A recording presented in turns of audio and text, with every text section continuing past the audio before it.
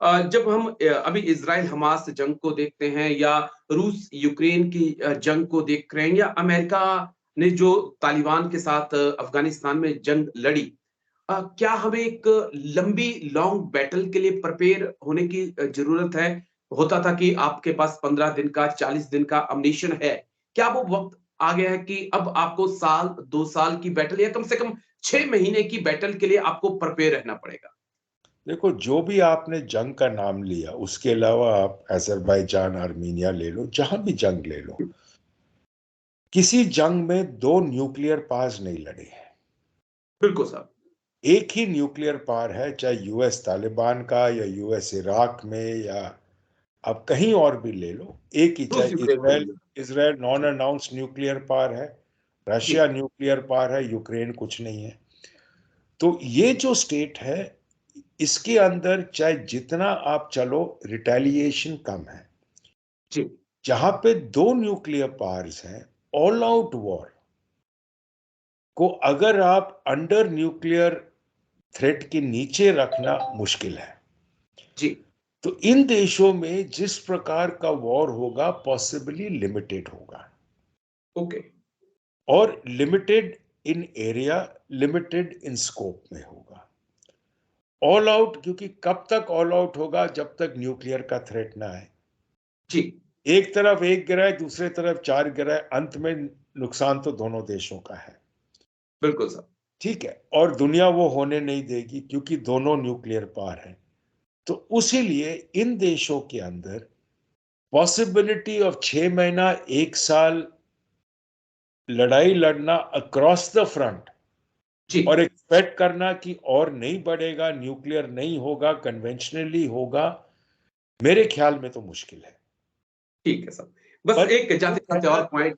पांच जी, जी, सात 10 दिन या 20 दिन, 30 दिन, वो कंजेक्चर की बात है। पर ओके, होना पर यह है कि आपको इतना प्रिपेयर्ड होना चाहिए कि आपकी एमिनेशन प्रोड्यूसिंग फैक्ट्रीज, आपकी आर्म्स प्रोड्यूसिंग फैक्ट्रीज एकदम से स्पीड अप करके आपके ओके, रिक्वायरमेंट्स को मीट कर पाए। हो ठीक सकता साहब। है कि अगर रिक्वायरमेंट आए तो आपको फ्रेश सप्लाई बहुत जरूरी है। तो ये जी, फैक्ट्रीज की एबिलिटी होनी चाहिए टू डबल या ट्रिपल प्रोडक्शन जब रिक्वायरमेंट हो। ठीक है साहब।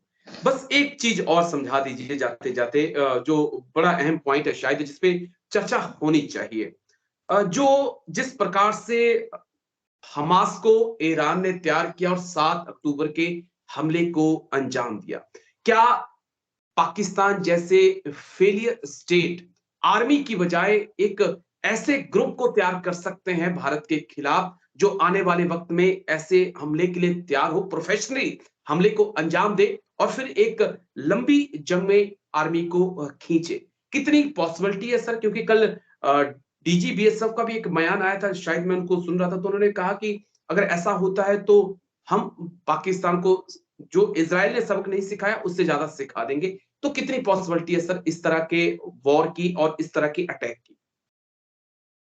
देखो, जहां पे हमास का सवाल है, अगर आप देखो, हमास का ले लो या तालिबान का ले लो, दोनों टेररिस्ट ऑर्गेनाइजेशन है, दोनों देश नहीं है। जी, ठीक है, उनके पास टेरिटरी अंडर कंट्रोल है, दोनों देश नहीं है।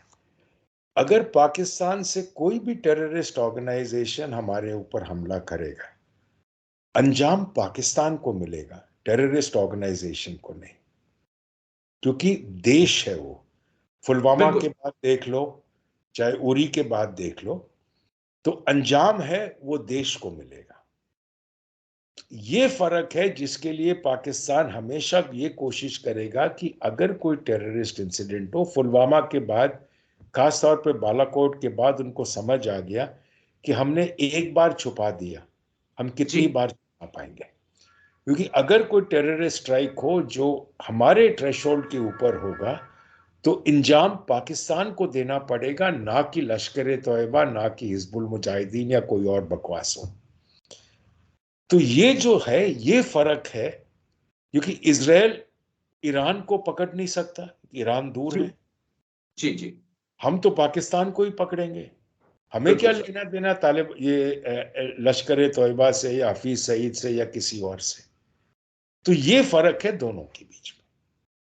ठीक सर, चलिए बहुत बहुत शुक्रिया सर, थैंक यू, जय हिंद। तमाम पहलुओं को बारीकी से समझाने के लिए सर, शुक्रिया सर, जय हिंद। Thank you Rakesh. ठीक है।